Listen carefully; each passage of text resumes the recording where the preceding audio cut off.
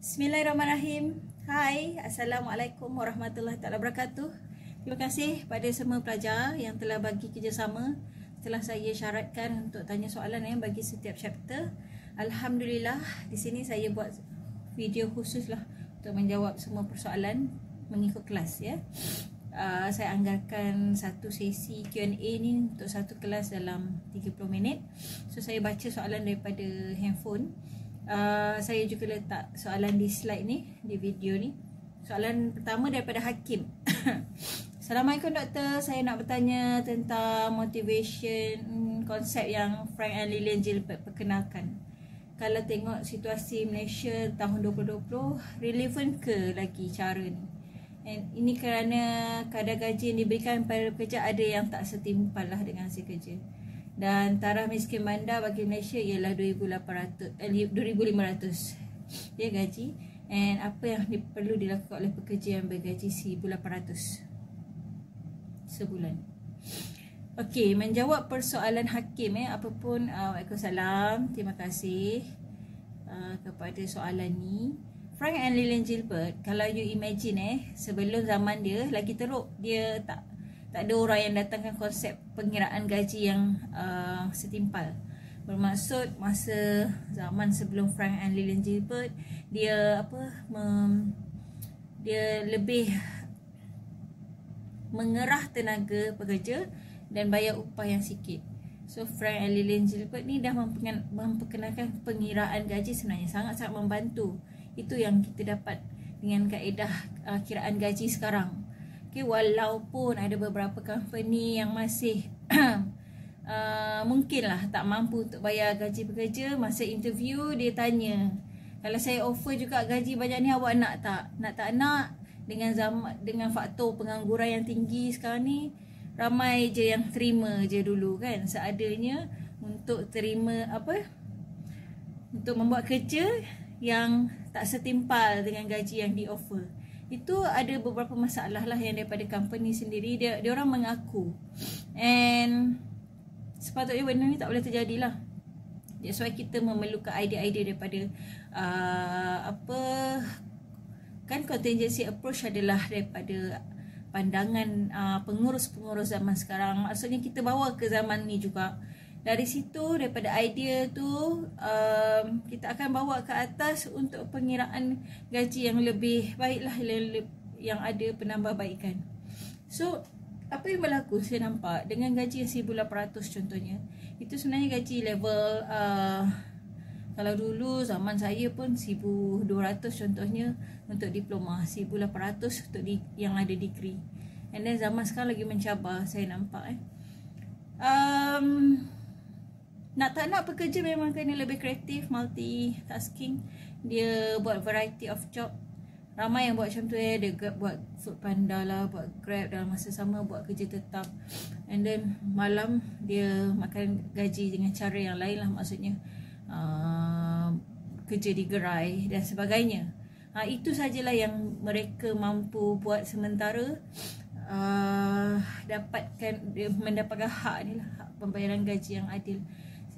Itu yang berlaku, terlalu tinggi turnover di kalangan pekerja. Bila tak puas hati tentang gaji, berhenti cari kerja lain. Dan itu sebenarnya yang mencorakkan konsep kerja kat Malaysia ni lah. Berhenti kerja, cari kerja baru, and then ada yang terpaksa stay dengan kerja tu hanya kerana tak ada kerja lain and so on. Okay, thank you so much Hakim. Nombor 2, Syazani. Based on Elton Mayo, productivity affected by the level of lighting, but is it also apply on people who work alone at home during MCO? Okay, ni sama jugalah. Macam saya work from home sekarang dengan kita punya wabak COVID ni, daerah Selangor PKPB, di mana-mana pun productivity keadaan sekeliling akan mempengaruhi produktiviti. So awak kena pandailah pilih suasana. Walaupun di rumah, set up kan sendirilah home office kan, ruang tempat kerja yang sesuai dengan lighting. Tak adalah suasana bilik tidur awak buat jadikan ruang tu sebagai ruang office awak di rumah. So ianya tak sesuai. So apa pun konsep yang Elton Mayo ni perkenalkan memang terguna pakai di mana-mana saja. Okay, Syazani. And what is the relationship between Douglas McGregor theory dengan evolution of management thought? Relationship dia tentang teori lah yang diwujudkan. Douglas McGregor dia memperkenalkan teori X dengan teori Y. Maknanya kaitan dia dengan evolution of management thought memang sangat tinggi berkait. Sebab apa? Sebelum diperkenalkan oleh Douglas McGregor, tak ada orang lagi yang memperkenalkan tentang teori X dengan Y ni. Okay? Yang itu mengkaji sikap pekerja melalui dua ciri inilah, X dengan Y. So itu kaitan dia. Okay, Fahmi, boleh doktor terangkan dengan lebih jelas tentang efektif dan efisien? Okay, saya ada tanya soalannya dalam YouTube, mana datang dulu, efisiensi ke effectiveness? Ramai juga jawab effectiveness, ada juga jawab efficiency. So jawapannya adalah efficiency. Kenapa? Efficiency adalah tentang how you fully utilize the resources that being provided by the company. Maknanya sejauh mana efisien kita gunakan sumber yang diberikan oleh company, mengelakkan pembaziran, berlaku adil kepada sesama pekerja. Itu efficiency. Maknanya kita gerakkan tu dulu baru ke arah mencapai goal. Effectiveness is about how you achieve the goal tu, mencapai ke tidak. So mana kalau dari penjelasan saya tu, mana datang dulu? Efficiency lah kan. You cuba terapkan semua ilmu menggunakan semua apa ni, knowledge yang you ada untuk menggunakan resources tu dengan lebih berkesan demi ke arah pencapaian goal yang lebih efektif. Okay. Adakah dalam syarikat besar tidak menggunakan konsep general manager, dan adakah setiap departmen dalam syarikat besar itu semuanya di bawah CEO atau presiden syarikat? Okey, yang hari tu saya bagi example in case kalau kebanyakannya kalau company kecil yang belum bermula dengan maksudnya belum ke arah perancangan yang lebih besar, dia fokus pada banyak departmen yang dikawal oleh seorang. Dia adalah general manager untuk company kecil. Tapi jangan salah faham juga, general manager ni boleh berada di company besar. Memang kalau awak dengar biasa vice president, CEO, general manager. General manager ni yang in charge semua department, tapi dia hire juga bawah dia sub manager untuk handle lebih spesifik lah pada setiap department. So memang general manager ada juga di syarikat besar. Adakah setiap departmen semuanya di bawah? Oh tidak. Bila company besar, memang bawah setiap departmen macam saya kata tadi, general manager yang bertanggungjawab untuk in charge, hire sub manager untuk handle each department. Sebab dia orang ada duit nak bayar gaji. Okay, Amri, soalan saya, adakah supervisor itu akan bertanggungjawab terhadap pekerja bawahannya jika pekerjanya mengalami kecederaan atau kemalangan ketika bekerja? Ini mana-mana company kita ada satu skim SOCSO untuk kemalangan, kecederaan. Automatically bukan supervisor tu secara khususnya dia hanya menyalurkan maklumat. Okey, bila kecederaan, kemalangan berlaku, awak boleh apply skim ni. Dia menasihatkan. Tapi bukan dia yang tanggung bayaran kemalangan tu semua. Sebab syarikat memang ada simpanan EPF dan SOCSO tu, itulah guna dia, yang mana akan menanggunglah bayaran ataupun kos merawat kecederaan dan kemalangan. Sama jugalah dengan government pun ada skim kita lah, yang ini selalunya untuk private kan. Okay, good Amri. Nasyahira, can doctor explain some simple definition example about 14 general principles of management by Henry Fayol? Saya boleh cakap Nasyahira, tolong tengok video saya untuk Q&A nombor 1 dengan kelas C1. Soalan nombor 2 atau nombor 3 saya dah menjawab lah agak detail sikit tentang 14 general principle ni. Boleh tengok. Terima kasih. Nurina, doktor cakap untuk achieve goal kena ada communication kat tengah tu kan, antara POSC. Jadi kalau communication tu fail dan tak efektif, apa yang akan jadi pada goals? Dan adakah untuk capai goal tersebut akan menjadi lebih susah? Bagus Norina. Communication memang sangat penting, sebab tu dia berada di tengah-tengah line tu kan. Tapi chapter communication kita akan belajar lebih detail dekat chapter 8 nanti. Memang khusus tentang communication, ada cara yang sesuai. Saya akan guide awak vertical, horizontal, macam mana kan. Tapi efek dia apabila awak gagal dalam communication, goals pun akan terganggu. Dan ia mengakibatkan apa? Awak kena plan balik, patah balik dekat POLC, communicate dengan cara yang betul. Maybe goal tu akan lebih tercapai lah seperti yang awak nak. Okay Hanis, can doctor explain more details of duties as a supervisor other than giving support to employees under him? Can doctor explain more details of duties other than giving support to... Oh, selain bagi support lah. Banyak responsibility of supervisor. Selain bagi support, bagi motivation, dia kena bagi agihan tugas yang jelas. Okay, kena wujudkan, kena elakkan konflik. Bila konflik berlaku, dia kena pandai handle, kena come out dengan solution. Banyak tanggungjawab sebagai supervisor. Okay, bukan satu tu je lah selain bagi support. Okay, penerangan pun kena jelas. Dia kena jadi seorang yang pegang peranan penyalur maklumat yang jelas juga. So tak adalah pekerja pergi cari supervisor lain, refer kat orang lain rather than refer dekat you, sedangkan pekerja tu bawah you. Alright, thank you Hanis. Number 8, Arina, should normal workers have the 3 basic skills, or these basic skills are specific for managers only? If the normal worker had these basic skills, do they has a chance to be one of the manager? Yes, saya boleh kata yes. Awak sendiri tahu awak punya skill tinggi yang mana. Contoh awak seorang yang bijak buat keputusan. Dalam study group pun kawan memang rely on you. Apa-apa keputusan you selalu buat dengan cepat dan tepat pula tu, maknanya impact dia sangat positif. So awak ada ciri-ciri tu. That's why dari sekarang bila kenal diri awak, awak dah boleh polish untuk jadi a good manager. One day, kita tak tahu, tapi dia sangat-sangat gifted lah kalau awak ada semua skill tu dalam rate yang tinggi. Maksudnya percentage yang tinggi. Human skill tinggi, technical skill tinggi, conceptual skill memang awak tip-top lah. Selalu berada jadi orang atas lah dalam mana-mana organisation. Okay. What if, according to Douglas McGregor, will be identified based on, yes, theory X, Y. But does this theory also apply to manager? Dia sebenarnya apply pada mana-mana human. Okay, kaedah kita menilai. Kita sebagai employee kalau aware tentang teori X dengan Y, kita boleh menilai manager kita ni jenis X ke Y. Kalau manager yang jenis boleh ditegur, bolehlah kita cakap banyak sangat negatif ni, boleh switch jadi positif. Tapi siapa yang nak tegur kan?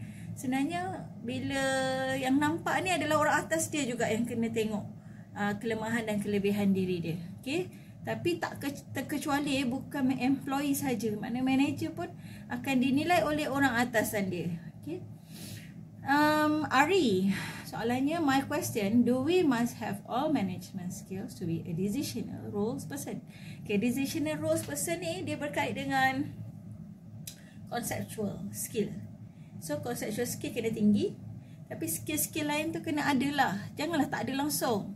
Tapi tak semua, macam saya kata, tak semua skill akan berada di tahap tinggi yang sama. Contoh kalau saya, human skill saya tinggi, decisional role saya conceptual skill saya follow kat bawah, technical skill saya kat bawah.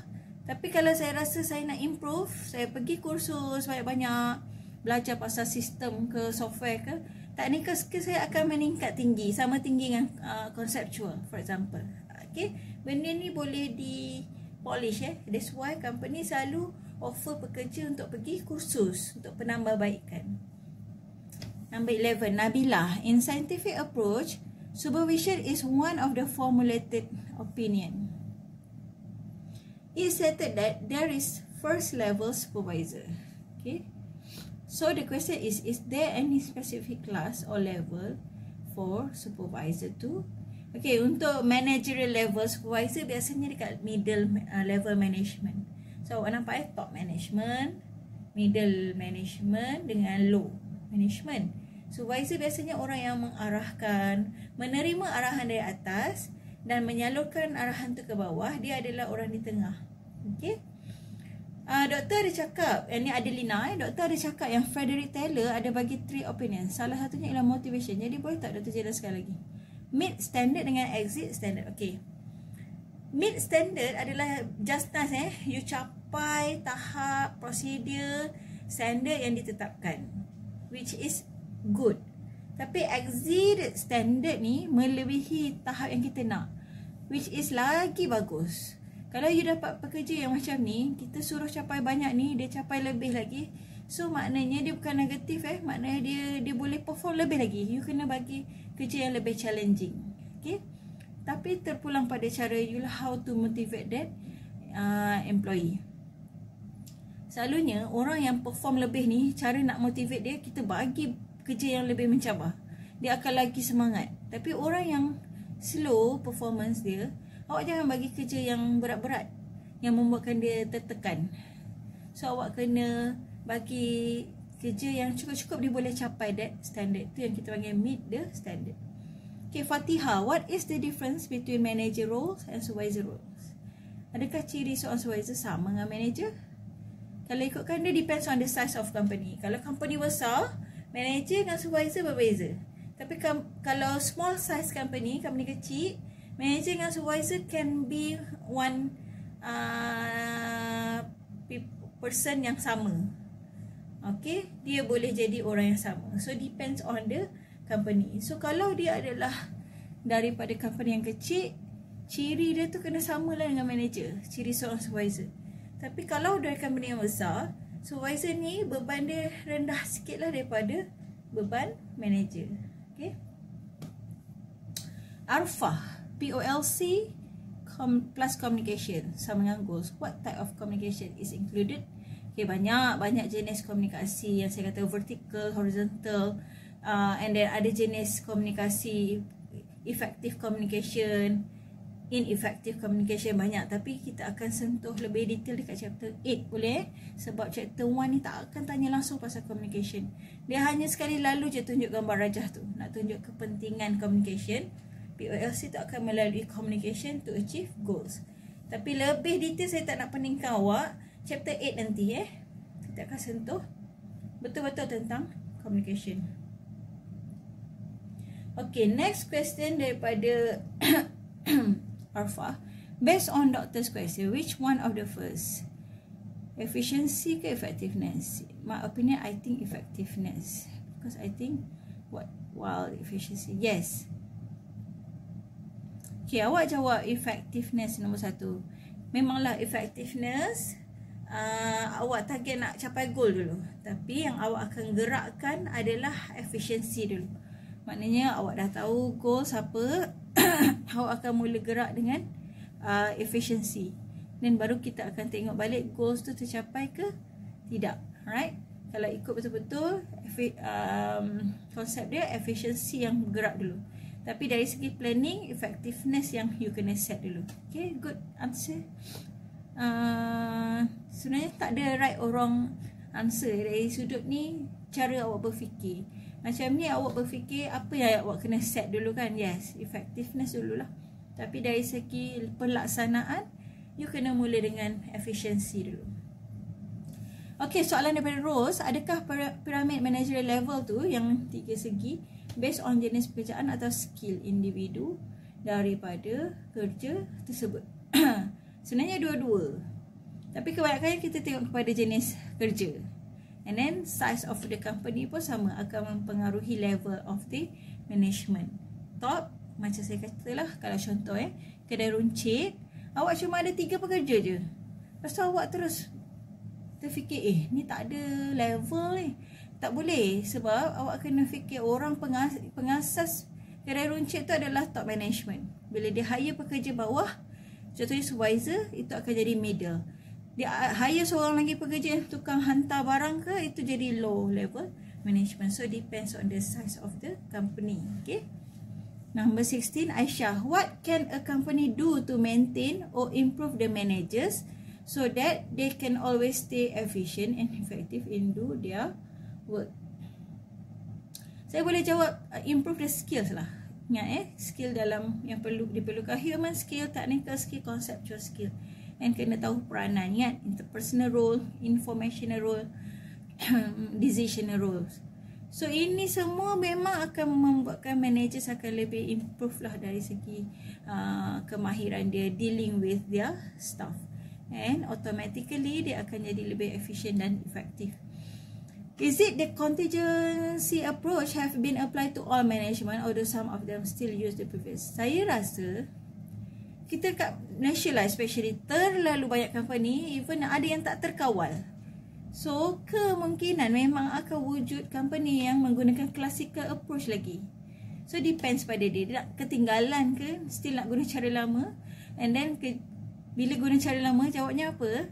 Pekerja akan keep keluar masuk, maksudnya hire pekerja berhenti. Adalah tu benda yang tak pasti. Why not? Dia cari maklumat ataupun knowledge tentang ni, and dia follow je contingency approach and improve lagi contingency approach tu kan.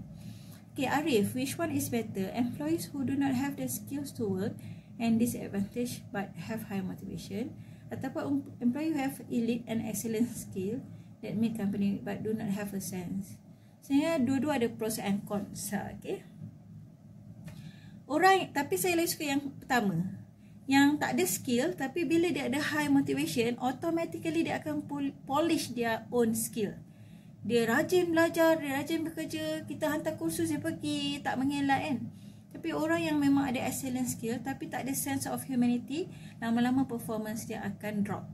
Jadi dia akan jadi pekerja yang tetap lemah, okay, di mata management. Okay, Zaidi, terangkan berkenaan functional manager dengan general manager. Okay, saya ada bagi example. Functional manager ada manager yang khusus pada different department. General manager yang handle banyak department dalam satu masa. Kalau untuk company kecil, biasanya general manager ni dia akan berat sikit sebab department sale, department finance, department semua dalam tangan dia. Tapi kalau you imagine company besar yang ada vice president, CEO, dan bawah dia baru general manager. General manager ni dia memang pegang banyak department tapi dia mampu untuk hire, sebab company tu mampu untuk keluarkan kos gaji yang lebih, hire sub manager bawah setiap department.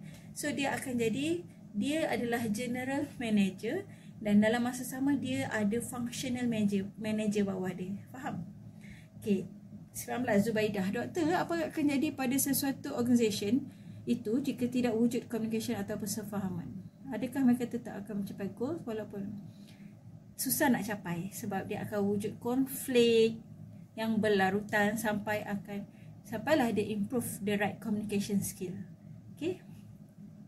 Udah, doktor, dalam evolution of management, adakah insurans dibuat pada zaman Frederick Taylor?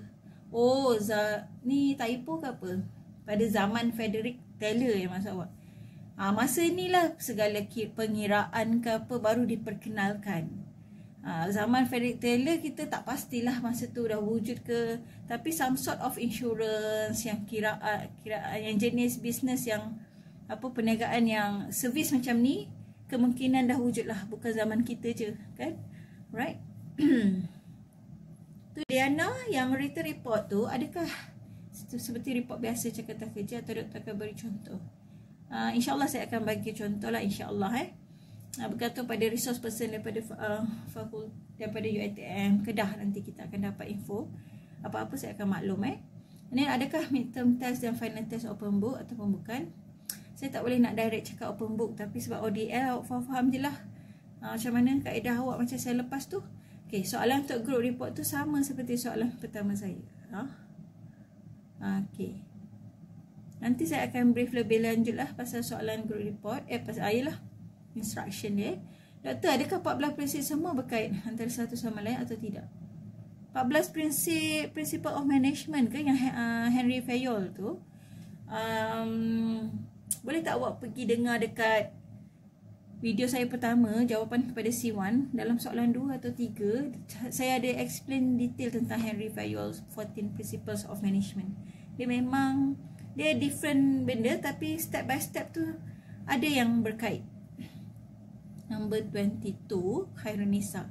Doktor, sekiranya wang digunakan sebagai salah satu motivasi pada pekerja, adakah pemberian bonus tahunan boleh meningkatkan? Yes. Itu kalau tanya saya sebagai pekerja lah sekarang ni kan. Tanya awak pun awak mesti kata yes kan. Automatically kita akan jadi tinggi motivation untuk bekerja, nak capai sesuatu yang kita nak lah. Okay lah. Right, thank you so much. Last tadi soalan Khairunisa.